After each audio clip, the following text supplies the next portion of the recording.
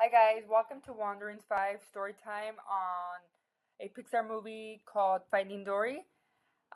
Finding Dory is based off a sequel from Finding Nemo. If you guys were to watch Group Two's story time, they go more in depth in who is Nemo and who is Marlin, which they do play a big character here in the movie Finding Dory. Okay, hi guys. Once again, my name is Maria Fernandez, and I am speaker number one. I will be talking about the beginning of the movie and how everything starts off from Dory, who has short-term memory loss, which leads her to losing her family in the ocean, and how the adventure begins. And I am speaker number two, and I'll be talking about Dory's memory loss, how it affects Dory, and how she deals with it after the tragedy of losing her family. Hi guys, my name is Samantha Ramos. I'm speaker number three, and today I will be talking about Dory as she starts taking her memory back and her journey leading up to her finding her parents and her way back home. Fam, and I'll be talking about how Doris managed to unite with her parents, as she never gave up on looking for them. They also never gave up in laying down trails for her to return with the shells. I'm speaker 5 and I will discuss the obstacles Dory faced and how she overcame them. I will also talk about how Dory changed for the better. A question I would like to ask to start off with the theme of the movie is, have you ever faced a dilemma or whether or not to do something, whether it is because of school, work, family, struggle, or values? What held you back and how did you overcome that barrier? Hi guys, my name is Maria Fernandez. Once again, I am speaker number one, and I will be talking to you guys about the beginning of the story of Finding Dory. So a little background. It starts off with a blue tin family fish named Charlie, Jenny, and Dory. Dory being the child, Jenny and Charlie being the parents. Little background story. Dory grew up with short-term memory loss. So this whole movie will be based off Dory trying to find her path back with her parents, but due to her short-term memory loss, it's harder for her to find her parents. So with her growing up, her parents were always scared of her getting lost, so they would teach her how to get around through making paths of shells. And they always told her, "Hey, stay away from the undertow due to it being um, fast ocean currents. That if you were to get near it, like it would sweep you away." And sadly, since she has short-term memory loss, she would always forget, "Don't get near the undertow." And sadly, one day she gets swept away from the ocean currents that leads to her being separated from her parents. With that being said, she tries her best to find her parents through the seashell paths, but she can't find the seashell paths because she doesn't know where she's at. Um, and this is where she meets Marlin and Nemo, and this is where the sequence happens from Finding Nemo to Finding Dory. If you guys were to watch group number two storytelling as well, they go more in depth of who is Marlin and Nemo. After they meet, they help her in this journey across the ocean to find them, and hopefully they ended up finding the parents.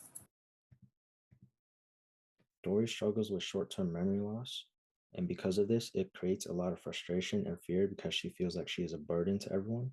Dory has a fear of being alone as well, so she is always encouraging Marlin and Nemo to not leave her alone. But Marlin and Nemo have struggles between their relationship too, so it is hard for them to stay around Dory all the time. And you guys will learn more about Marlin and Nemo's relationship from the other group because their topic is about finding Nemo. And because of this, Dory sets out on an adventure to find her family, even though she struggles with short term memory loss. Since Dory struggles with short term memory loss, it creates fear and anxiety for her because she worries she is being a burden or she will be left out of things. The first main point is fear of being alone. Dory can't remember things like everyone else can, so this makes her fear and anxiety a lot worse. And Dory has a fear of being alone because she is scared her memory loss will cause her to lose people she cares about most, because it has happened before when she was little and she lost her parents, and now she can't find out where they are because she struggles with memory loss, so she can't remember the steps to find her parents, the route to take, and all of that kind of stuff when you're lost. And the second main point is impact on relationships. Dory's forgetfulness impacts her relationships with others because it frustrates them sometimes, but it pushes her to keep trying harder as well. So this shows how trauma can shape the way people connect and communicate with each other. And the third main point is having strength through struggle. Even though Dory is afraid to be on her own, she learns how to cope with her short term memory loss by being resourceful, determined, and positive of the situation to never give up. And Dory's memory loss is both her biggest struggle and biggest strength because it does cause fear and trauma, but it also causes her to be brave and to keep moving forward. Because in the end, Dory did end up finding her parents due to the fact that she never gave up. And she also memorized the little hints and details that she could remember when she was little about where her parents were and where they could be now. And that really helped her find her parents. So we start off the movie where we're introduced to a young Dory along with her parents playing a game of hide and seek, where we learn that she has short-term memory loss as she gets distracted and forgets that she's playing a game with her parents. Her parents notice, so they start to teach her the rules of safety along with the dangers of the ocean because it's a bigger threat to her than it is to any other fish or sea creature in the ocean. Dory is aware that she has a disability, so she tries really hard to keep track of her memory. Dory starts to gain little memory back, and her memories start to return. We see Dory helping Mr. Ray, a Stingray school teacher, with his students heading out on a field trip, teaching them about migration and how it's about going home. A student asks Dory about a question about where she comes from, triggering a quick glimpse of where she might come from. She then hears the word family, which triggers another memory, but this time a more detailed reminding her that she has a home and she has a family that she comes from. So this motivates her to go off on an adventure to look for the family she once had. So my next key point is that Dory just never gives up. While swimming through the ocean, we're revisiting places that feel familiar to her, causing her to remember who she is and where she comes from, little by little, going through a series of dangerous encounters while in search of her home and family. Despite the fact that she's basing this search off one memory as she's going, Dory's not 100% certain that her parents are still home or if they're even alive. But it doesn't let her stop her from searching for them. She's confident that they still might be home, and this pushes her to keep looking for them no matter what comes her way. She eventually finds her way home and learns that she comes from the Marine Life Institute Aquarium. I'll be talking about how Marlin and Nemo's were in the search for Dory's as she got captured, and they end the journey of Dory's learning of her parents' news that they were also searching for her after she went missing, and the reunion with her parents. After everything, they all return to the oceans. Marla and Nemo's looking for Dory weren't exactly the easiest journey. They managed to met with a pair of sea lion that they previously known, and through the help they recruit the help of Becky. Becky is a nearby mentally unstable loons. She has some questionable behavior, but overall, Becky is a good bird. She agreed to help Marla and Nemo get inside the aquarium through a bucket with water. But midway through, Becky got distracted by the treats on the ground by pedestrians. She then set aside the bucket to fetch the treats and left Marla and Nemo behind. Marla and Nemo, after some frustration, they managed to make their way into a pond nearby. And in that pond, they met a clam, a talking clam, which is somewhat funny. But ultimately, they start looking around and they manage to find their way into a pipe system. Marlin and Nemo's Dories arrive at the quarantine. With some help from the beluga whale, Doris managed to fight through her fear of getting lost and managed to navigate through the pipe system with their help of Echoes, and coincidentally reunite with Marla and Nemo. They then continue on their search for the quarantine zone in hope to find her parents there. After that, They jump from tanks to tanks, and at the end, they managed to meet up with a group of blue tang.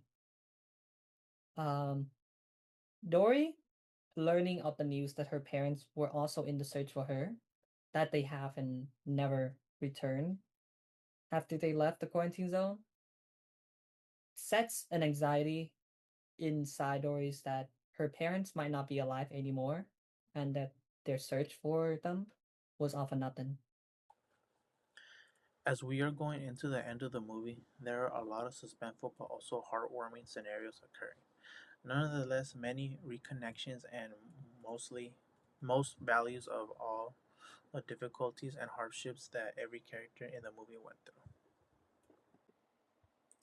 Towards the end of the movie, Dory reunites with their parents, offering Dory the love and connection she was missing for a long time.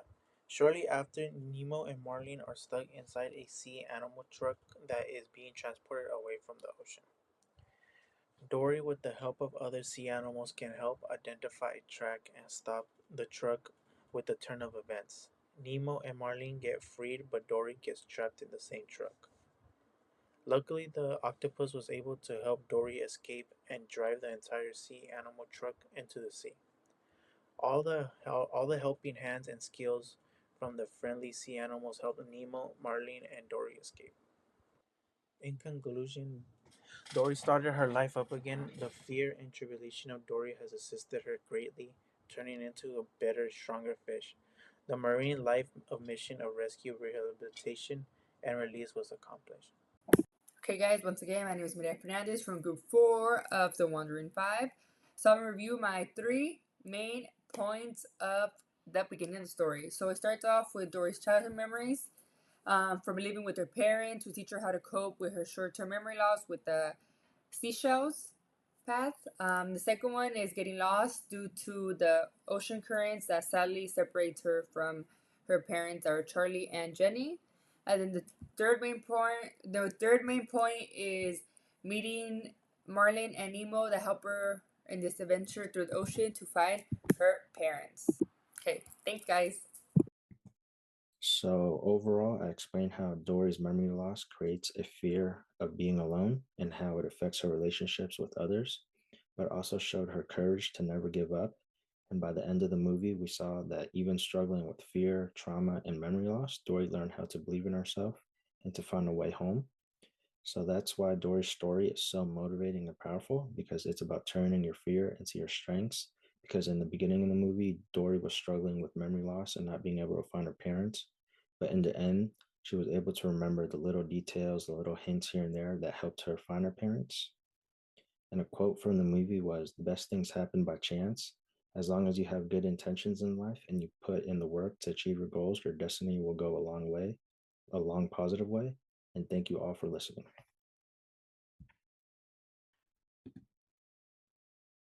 So, my conclusion is overall, Dory puts her past together piece by piece by revisiting areas she's traveled through, triggering more detailed flashback memories of where she comes from. Dory does not let her struggles set her back from the obstacles that come her way. In fact, this only makes her stronger. She teaches herself and others that her disability is not so much of a setback, but can use it to her advantage, to never give up, and to just keep pushing forward, or as Dory likes to say, just keep swimming.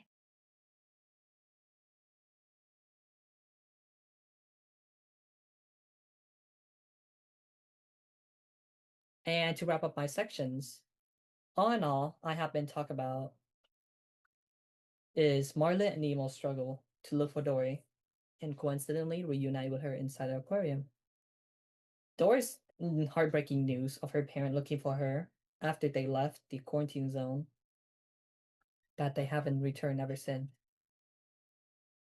And the love and hopes that her parents held out for Dory in laying down the trails to help her trace it back to them shows how much her parents love her. And everyone got rescued at the end, and they all returned to the oceans. Before closing, it is critical to point out how our personal skills can help others as well for a better tomorrow.